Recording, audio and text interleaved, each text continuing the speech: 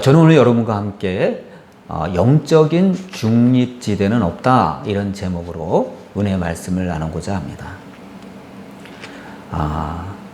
마귀가요, 우리 신앙인들을 향해서 흔하게 쓰는 수법이 있어요. 그것은 우리를 신앙적인 어떠한 대화도 없고 논쟁의 여지가 없는 중립지대로 우리를 자꾸 유도하는 겁니다. 그래서 마귀의 그러한 그 작전에 넘어가면요, 우리 그리스도인끼리 만나도 신앙 대화를 안 해요. 그냥 뭐 일상적인 대화는 하지만 하나님과 관련된, 하나님의 말씀과 관련된 신앙적 대화를 전혀 하지 않아요. 여러분, 그러면 우리는 어떻게 되죠? 우리는 허수아비예요. 이름만 그리스도인이에요. 명목상의 그리스도인이 되는 거예요.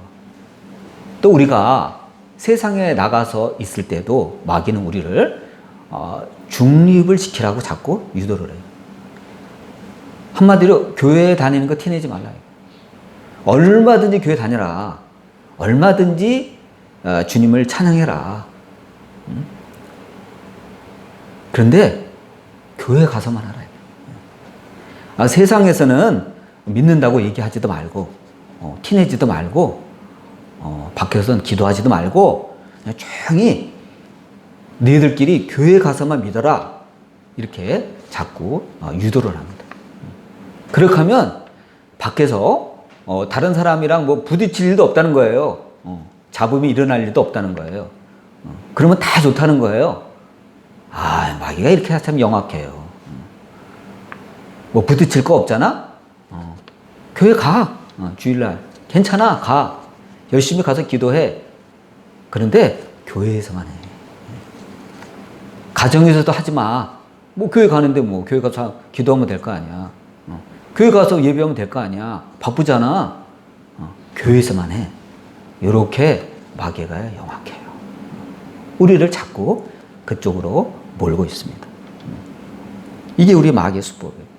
근데 여러분, 우리가 은연중에 마귀의 그 요구에 굴복해서 우리가 그러한 그리스도의 향기를 풍기지 않는 그러한 회색지대, 중립지대에 서게 된다면 우리는 어떻게 되죠?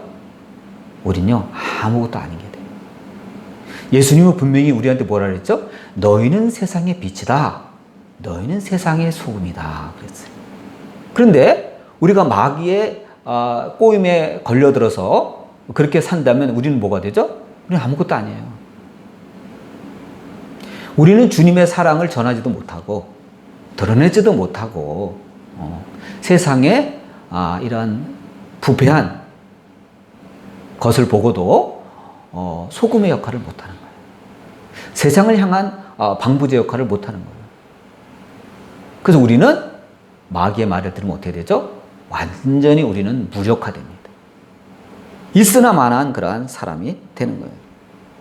여러분, 우리가 마귀의 말대로 중립지대에 선다는 것은요, 중립이 아니에요. 중립이 아니에요. 그거는요, 마귀 편에 서는 거예요. 우리가 누구를 만났는데도, 장시간 누구랑 사귀고 있는데도 주님에 대해서 한마디도 얘기를 못 끊는다면 그건 문제가 있는 거예요. 그 마귀의 꼬임에 걸려드는 거예요. 여러분, 중립지대는 없어요. 영적인 시각에서 볼 때 중립지대는 없어요. 하나님 쪽 아니면 마귀 쪽이에요. 하나님 편 아니면 마귀 편이에요. 어정쩡한 게 없어요. 나는 중립이에요. 저는요, 하나님을 믿고 있어요. 그러나 마귀의 말을 들으면요, 말이 그렇지 사실은 마귀 쪽에 가다놓고 있는 게 이 중립지대의 심각성이 있는 겁니다. 여러분, 우리는요, 하나님 편이냐 아니면 마귀 편이냐, 그 두 사이에서, 그 진영 사이에서 확고한 입장을 피력해야 돼요. 만일 우리가 그렇게 하지 않는다면 어떻게 되죠? 마귀는 신나는 거예요. 아유, 얘 말로만 교회 다니지 아무것도 아니야. 허당이야. 마귀에 대해서 우리가 아무런 조치를 취하지 않는다면요, 마귀는 우리를 우습게 알아요. 완전히 우리는 마귀 앞에서 무력화되는 거예요. 그래서 이것도 아니고 저것도 아닌 자세를 계속해서 우리가 세월만 보내고 그렇게 시간만 보낸다면 여러분, 우리는 주님의 구토의 대상이 되는 거예요. 우리가 본문을 보면 요한계시록 3장에 라오디게아 교회라는 이름이 나옵니다. 라오디게아 교회. 이 라오디게아 교회는요, 그 당시 일곱교회의 초대교회 가운데 가장 요즘으로 말하자면 현대화된, 요즘 그 부유한 그 현대 교회와 가장 그래도 밀접한 가까운 그러한 교회라고 말할 수가 있습니다. 요즘 교회를 닮았어요. 그리고 라오디게아 그 지방은요, 안약의 생산지로 유명해요. 안약의 특효야. 그래서 돈을 억수로 벌었어요, 그 지방이. 안약을 수출해가지고. 보통 부자가 아니에요. 교인들이 다 부자예요. 그러니까 당연히 교회도 재정적으로 풍요한 부자예요. 그런데 주님은 이 라오디게아 교회, 이 부자 교회의 교인들을 향해서 크게 책망하셨습니다. 내가 보니 너희들의 태도가 도무지 마음에 안 든다. 너무 미지근하다. 뜨겁지도 않고 차지도 않고 너무 미지근해서 내가 견딜 수가 없다. 내가 너희들을 버리겠다 하고 주님이 경고하셨습니다. 여러분, 음식은요, 분명한 게 맛있어요. 따뜻하든지 아니면 차든지 그래야 맛있어요. 여러분, 냉면이 따끈따끈하면 그 맛있겠어요? 냉면은 차가워야 되잖아요. 여러분, 수박이 차가워야지 미지근하면 그 수박이 맛있겠어요? 맛이 없어요. 여러분, 미지근한 수박은요, 맛이 없어요. 물도 마찬가지예요. 차라리 시원하든지 따끈따끈하든지, 그 이것도 아니고 저것도 아니고 미지근하면요 맛이 없어요. 아, 이 물맛이 왜 이래? 마찬가지예요, 여러분. 영적인 자세도 뜨겁든지 아니면 차든지 분명히 해야 된다. 여러분, 영성은 뜨거운 영성이 있고 차가운 영성이 있습니다. 여러분, 뜨거운 영성이 뭐죠? 주님을 찬양하고 주님을 사랑하고 주님을 향해 열심을 내고 막 파이팅하는 그런 뜨거운 영성이 있습니다. 주님을 갈망하고 모이면 막 기도하고 나가서 막 전도하고 뜨거운 영성이 있습니다. 차가운 영성은 뭐죠? 마귀를 경계하는 거예요. 마귀의 꼬임에 넘어가지 않는 거예요.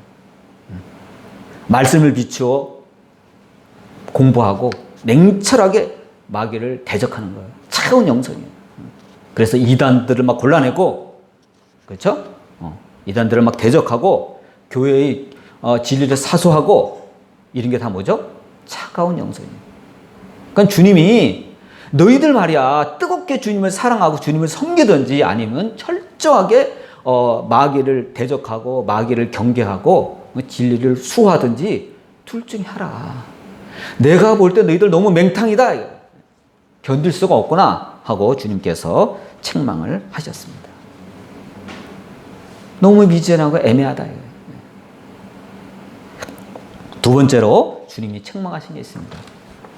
그것은 뭐죠? 내가 볼 때 너희들은 우리는 부유해, 우리는 부자야, 우리는 부족한 게 없어 라고 말을 하지만 내가 볼 때 너희들은 가난하고 눈 멀고 벌거벗은 것을 알지 못한다 그랬어요. 영적으로 그렇다는 거예요. 아무리 옷을 화려하게 치장을 하고 교회를 나오고 막 온몸에 막 보석으로 치장을 하고 좋은 옷을 입고 와도 내가 볼 때 너희들은 가난하다. 영적인 가난뱅이다. 형편없다. 진리를 보는 눈도 없고 형편없다. 그래서 주님께서 책망을 하셨어요. 주님이 보시니까 이 라오디게아 교인들은 돈이 많아. 아쉬운 게 없어. 그러니까 기도도 안 해. 아이, 뭐 돈으로 해결하지 뭐. 사람 사지 뭐. 간절함이 없어. 주님, 이거 좀 돼야 됩니다. 주님, 도와주셔야 됩니다. 응답해 주셔야 됩니다. 이런 간절함이 없다는 거예요. 돈 많다 이거예요. 뭐든지 돈으로 해결하려. 돈으로 해결할 수 있는 게 있고요. 해결할 수 없는 게 있어요. 그럼 뭐 이 세상은 재벌들만 다 살게요? 그렇지 않잖아요. 그러므로 내가 너희를 버리기 전에 회개하라. 이렇게 주님께서 촉구를 하시는 겁니다. 버림받기 전에 회개하라는 거예요. 요즘 우리 현대 교회에 있어서 사람들이 크게 오해하는 것 중에 하나가 있어요. 그게 뭐죠? 교회가 크면 교회가 막 대형이고 시설도 좋고 막 부자고 교회가 부자 교회고 규모가 크면 믿음이 있는 교회다. 영성이 있는 교회다. 이렇게 착각을 하는 경향이 많습니다. 천만에요. 여러분 교회 규모랑 영성은 비례하지 않아요. 그게 학자들의 연구 결과로도 나와 있어요. 만일 교회가 크면 영성도 훌륭하고 크다. 영성도 깊다. 그렇다면 여러분 유럽의 교회들은 왜 망했어요? 유럽의 그 큰 엄청난 규모의 대형 교회들이 왜 망했냐고요. 왜 지금 관광지로 전락했냐고요. 막 디스코텍으로 막 팔리고 술집으로 팔리고 식당으로 팔리고 서커스 공연장으로 팔리고 왜 그렇게 됐냐고요. 그 잘난 큰 교회가 왜 그렇게 됐냐고요. 비례하지 않는다는 거예요. 한때 그 잘 나가던 교회들이 완전히 유럽의 교회들이 쇠락했어요.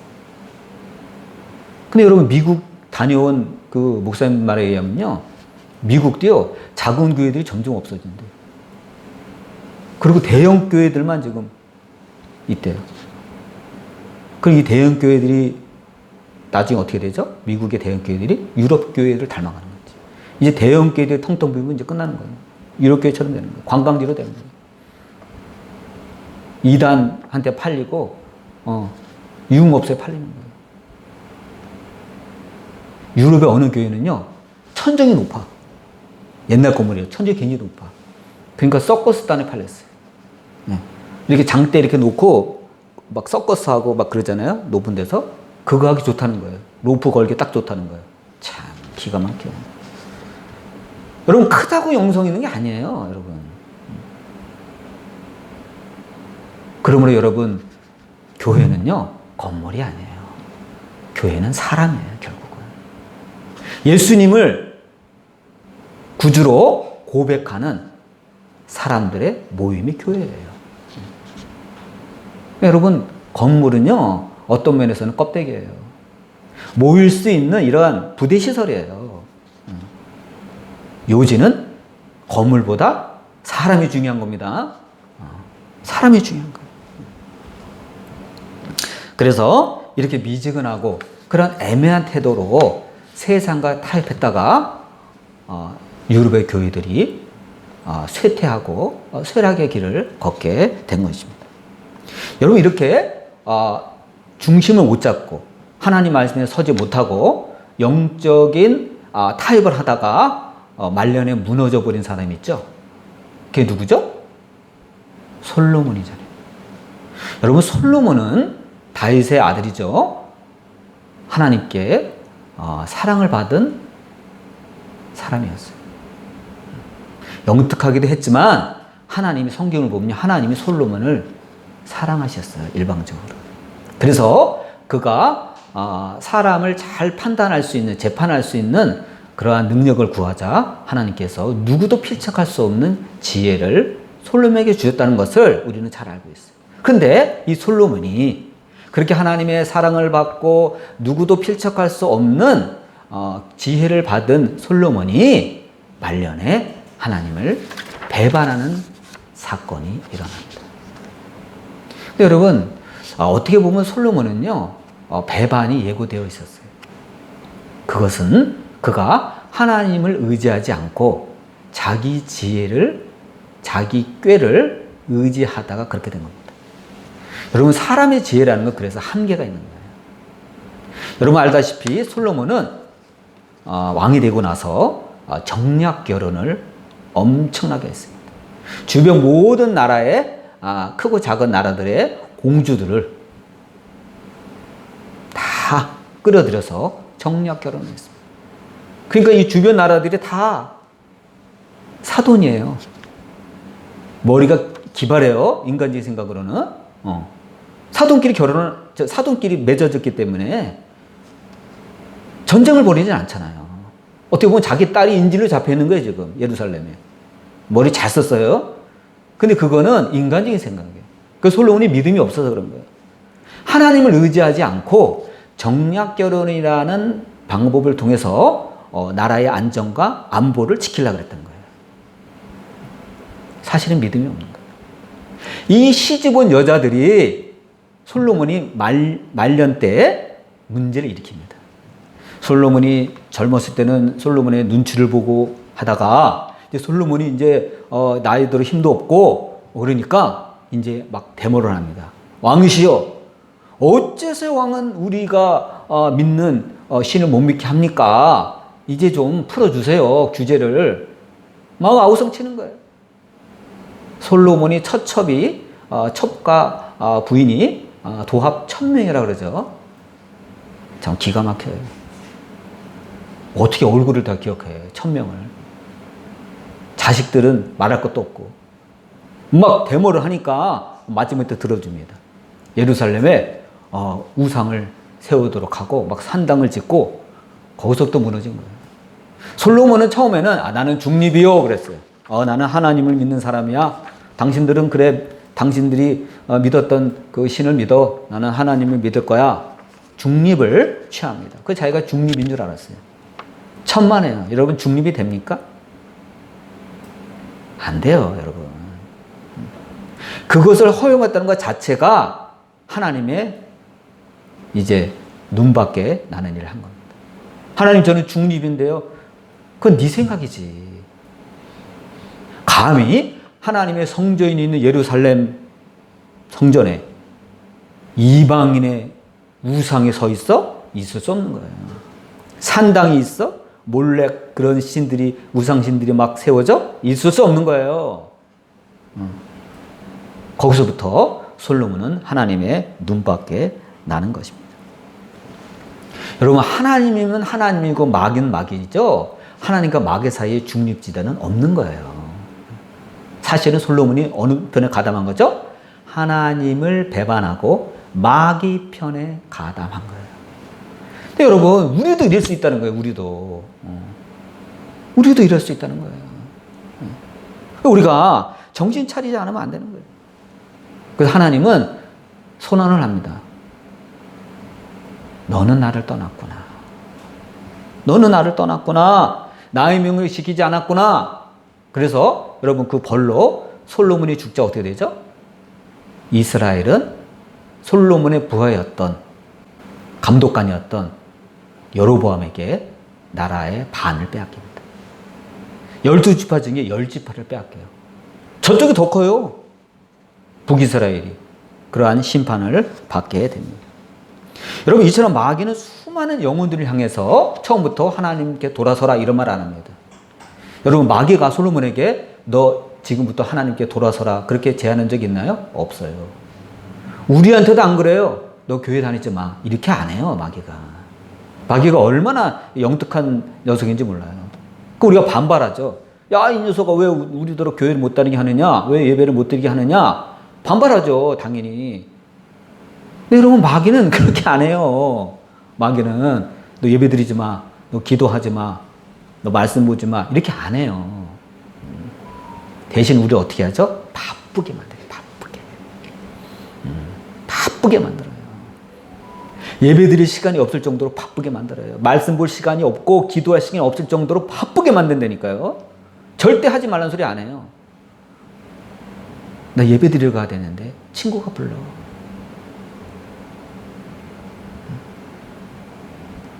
나 말씀 봐야 되는데 더 바쁜 일이 막 생겨요.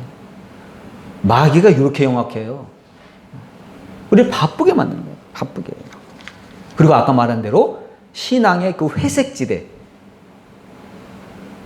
그 중립지대로 이끈 다음에 우리를 쓰러뜨립니다. 여러분, 가정에서 우리 부모가 자녀의 신앙에 대해서 확고한 이 자세를 취하지 못하면요, 가정에 반드시 문제가 생겨요. 신앙적으로 부모가 확고하지 않고 애매한 태도를 취할 때 가정에 금이 가기 시작합니다. 반드시 문제가 생겨요. 성경을 보면 확실히 알아요. 성경에 나오는 모든 문제아들은요, 사실은 문제 부모가 있었기 때문에. 오늘날도 마찬가지예요. 문제아는 반드시 문제 부모가 씨앗을 심은 거예요. 여러분, 성경에 보면 문제를 일으킨 대표적인 여러 아들들이 나옵니다. 물론 많아요. 그런데 우리가 잘 알고 있는 엘리 제사장의 아들 있죠? 홈리와 비느하스. 대표적인 남봉꾼들이에요. 아버지가 종교 지도자예요. 엘리 제사장이에요.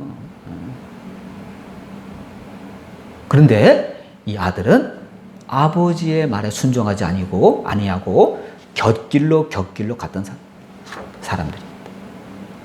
또 누가 있죠?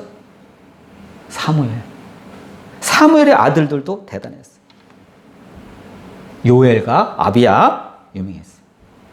명색이, 여러분, 사무엘은 제사장이잖아요. 엘리의 뒤를 이은 제사장 아니에요. 기도의 용사 아닙니까? 근데 이 아들들은요, 어쩌면 이렇게 아버지를 안 닮았는지 몰라. 뭐 기도 관심도 없어요. 하나님을 두려워하지도 않아요. 엘리 제사장의 아들들은요, 대표적인 사고 친 게 뭐죠?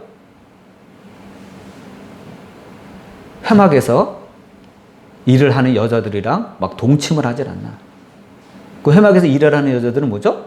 그 제사를 집전할 때 옆에서 수종 드는 거예요. 제사장님의 수종을 드는 여자들이에요.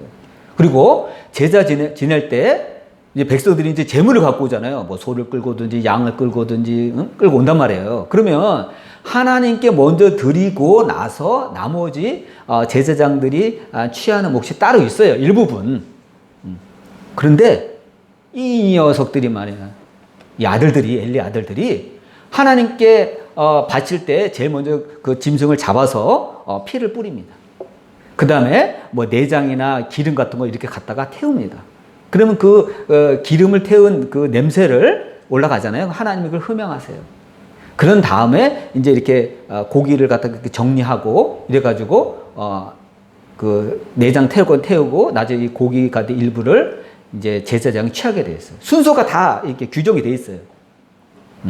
가슴 살이랑 오른쪽 뒷다리 살 이렇게 가져가는 부위가 있어요. 규정 다 돼 있어요. 그런데 이 녀석들이 규정을 깡그리 무시하고 처음부터 아직 제사도 드리지 않았는데 처음부터 달래요.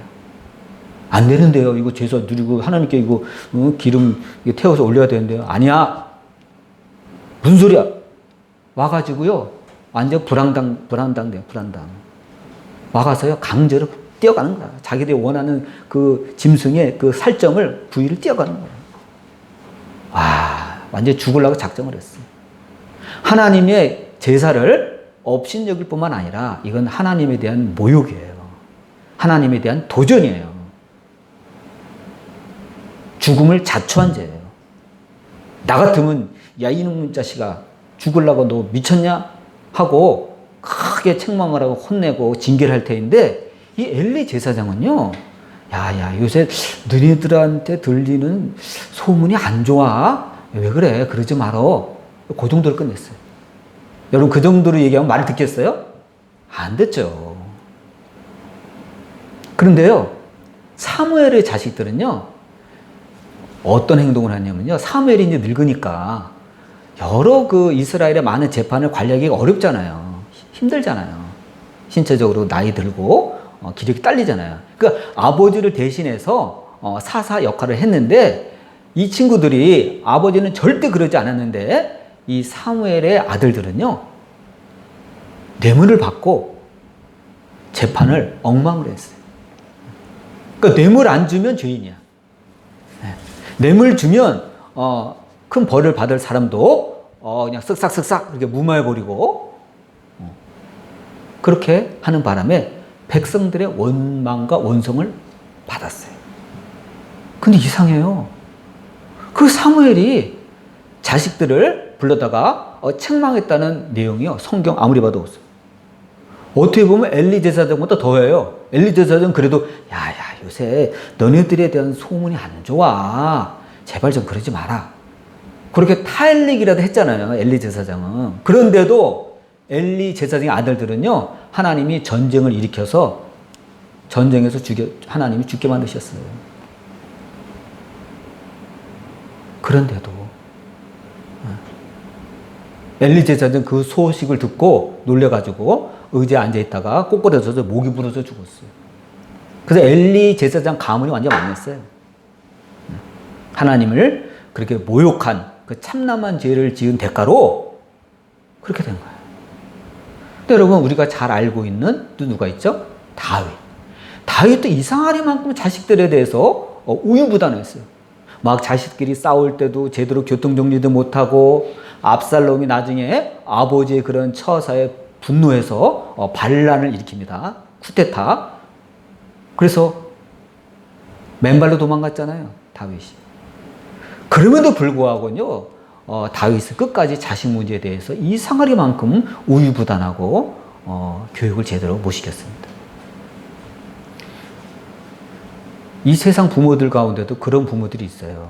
이상하게 자식들에 대해서 할 말을 못하고 사는 부모들이 있어요. 그럼 부모가 왜 있어요? 잘못된 길로 가면 부모는 어떻게 해줘요? 따끔하게 얘기를 해줘야 되는 거예요. 너 이거 잘못하는 거야. 너 하나님 보시기에 너 이거 아니야. 이거는 안 되는 거야. 이거는 당장 중지해. 그만둬. 하나님 말씀대로 살아야 돼. 하고 따끔하게 얘기를 해줘야 되는 거예요.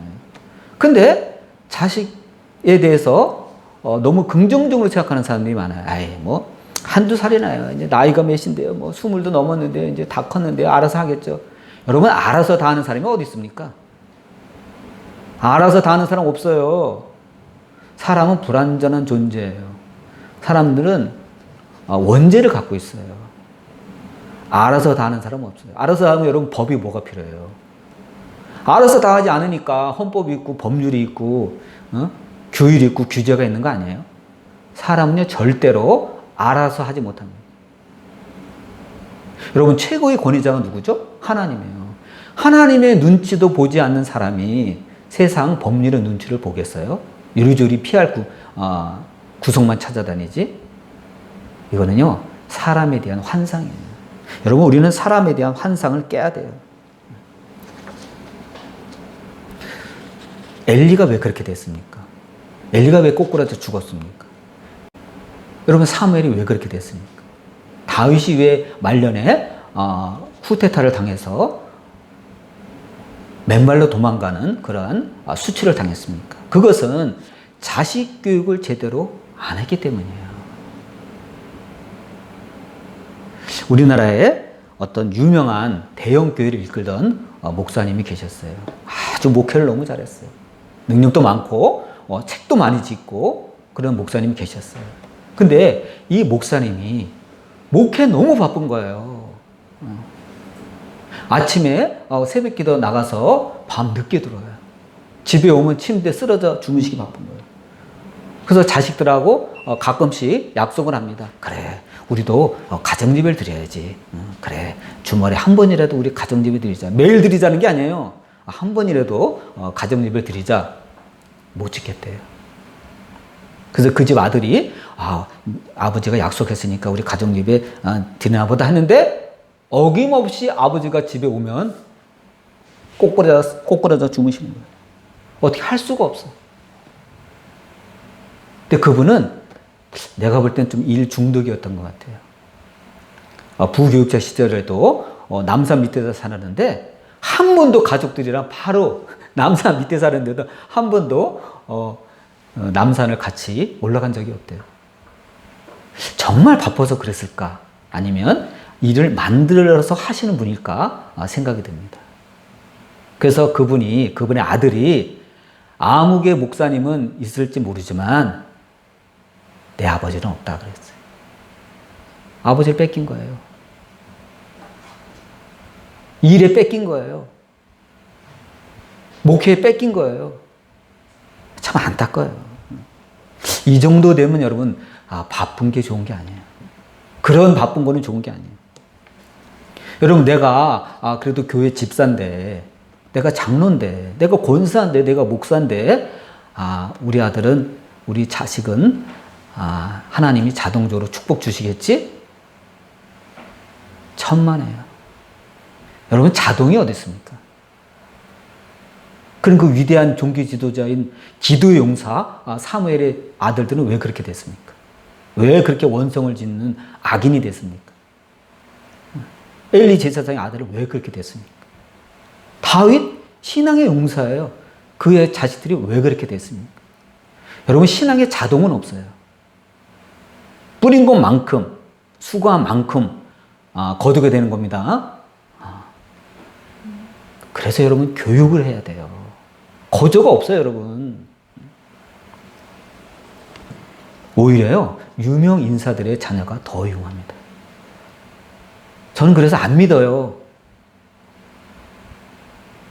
이 친구가 어느 아무개 장로님의 자녀야. 안 믿어요.